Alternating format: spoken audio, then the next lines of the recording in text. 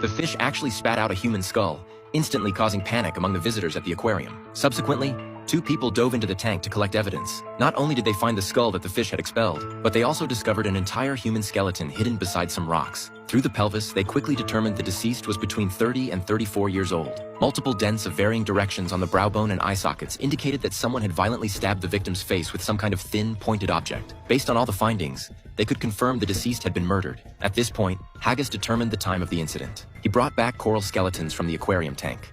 These organisms only produce calcium carbonate crystals at night, indicating that something had died in the tank on Friday night.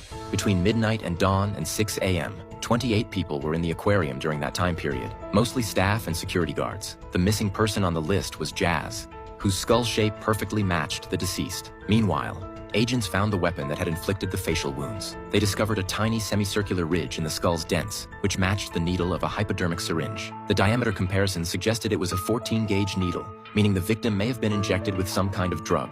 Unfortunately, the body had been submerged too long for testing. They found the keeper, but he had never used a 14-gauge needle and even opened the medical drawer for them to inspect. However, he revealed that local elementary school students had conducted a field trip overnight at the aquarium on Friday night. Detectives brought in the teacher who had led the group that night, asking, "With so many of you staying overnight at the aquarium, didn't anyone notice sharks attacking someone?" The teacher explained that after the lights went out, it was pitch black and impossible to see anything. However, each child had been given a camera and they photographed everything, which might provide some clues. Soon they collected all the cameras. In one photograph, they spotted something unusual.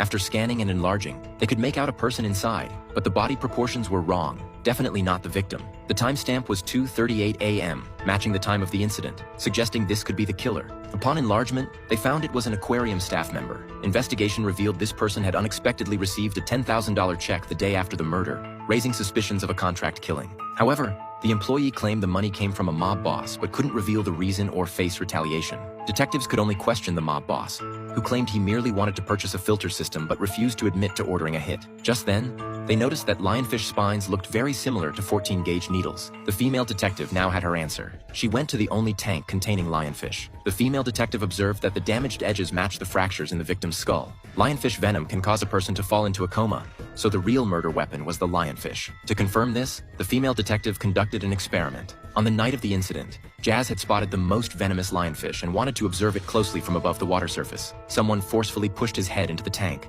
causing the skull fractures. The lionfish, defending itself, stung his eye with its venomous spine. After Jazz was rendered unconscious by the toxin, the killer dragged him into a nearby tank, attempting to destroy the evidence. Soon, he was consumed by the fish. The victim Jazz traveled to Brazil for surgery every 6 months. The elementary school teacher had also visited that town this year. Given his salary, a vacation to Brazil seemed rather extravagant.